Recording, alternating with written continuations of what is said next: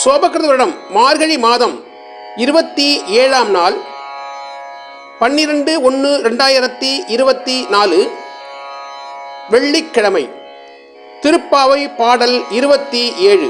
கூடாரை வெல்லும் கோவிந்தா உந்தன்னை பாடி பறை கொண்டு யாம் பெரும் சம்மானம் நாடு புகழும்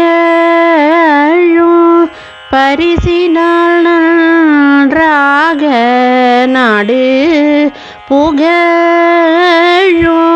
பரிசினால் நன்றாக சுடகமே தோள்வளையே தோடு செவி பூவே சுடகமே தோள்வளையே தோடு செவி பூவே படகமே என்றனைய பல்கலனும் யாமணிவோம் ஆடை உடுப்போம் அதன் பின்னே பாச்சோறு மூட நெய் பெய்து முழங்கை வழி வார மூட நெய் பெய்து முழங்கை வழி வார கூடி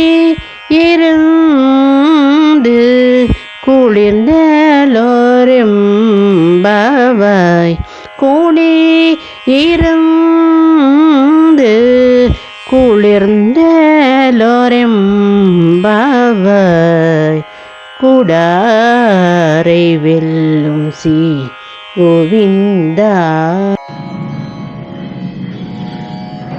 இனிய மார்கழி மாதத்தின் 27ஆம் திருநாள் சூடிக் கொடுத்த தொடர்கொடியால் ஸ்ரீ ஆண்டாள் நாச்சியார் அருளிய திருப்பாவை பாசுரம் 27 பார்ப்போம்.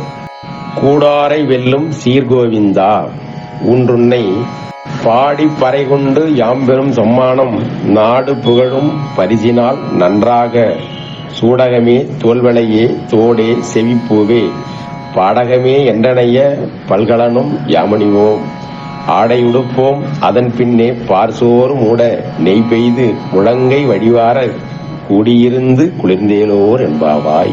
இந்த திருப்பாசுரம் இன்றைக்கும் தமிழ் சமுதாயத்தில் தனிச்சிறப்பு வாய்ந்த பாசுரமாக கொண்டாடப்படுகின்றது.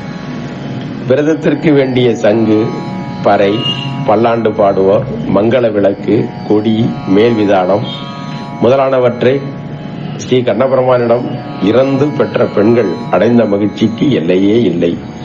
அவர்கள் ஆடுகின்றார்கள், பாடுகின்றார்கள், பார்க்கடலுள் பையத் துயின்ற பரமனடியினை பரவி போற்றுகின்றார்கள். மகிழ்ச்சியில் திக்குமுக்காடுகின்ற அவர்கள் கூடாரை வெல்லும் சீர்கோவிந்தா என்கிறார்கள். பகைவர்களை வென்று அன்பர்களிடம் தோற்பவன் என்ற குறிப்பு பொருள் இதில் துணிக்க காணலாம். ஏனெனில் தன் வில்லம்பினால் எவரையும் வெல்லும் திறன் வாய்ந்த கோவிந்தன் தன்னை வணங்கும் அடியவர்களின் அன்புக்கு ஆற்றாது அவர்களின் அன்புக்கு கட்டுப்படுகின்றான் என்பது இத்தொடரால் பெறப்படும் விளக்கமாகும். உன்னை புகழ்ந்து பாடி நாங்கள் பெறுகின்ற சம்மானம் இவை இவை என்று பட்டியலிட்டு காட்டுகின்றார்கள். சூடகம் கையில் அணியும் ஒரு வகை ஆபரணம், தோளில் அணியும் அணிகலன் தோல்வளை என்றும், காதில் அணியும் தோடு அணி அல்லது கரணப்பூ என்றும், காலில் அணிவது பாடலம் என்றும் கூறப்படும். இவ்வாறான பல்வேறு அணிகலன்களை நாங்கள் உவகையுடன் பேணி அணிந்து கொள்வோம் என்று குறிப்பிடுகின்றார்கள்.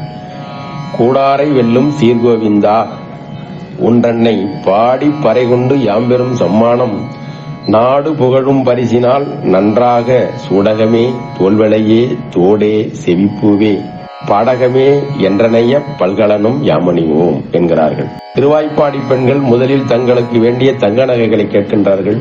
அதற்கு பின்னால் நல்லாடைகளை நயந்து கேட்கின்றார்கள். ஆடை உடுத்தி அணிகலன்கள் அழகு பெற அணிந்து கொண்ட பின்னர் பார்சோறு முழுவதுமாக மறையும்படி நெய்யூற்றி அந்த அக்கார அடிசலை ஆக்கி எல்லோரும் கூடியிருந்து உண்ண வேண்டும் என்கிறார்கள்.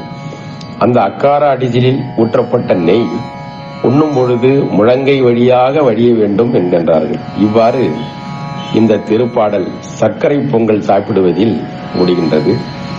திருவாய்வாய்ப்பாடி பெண்கள் பாவை நோன்பு மேற்கொள்ள நெய் உண்ணாமலும் பால் உண்ணாமலும் விரதம் இருந்தார்கள்.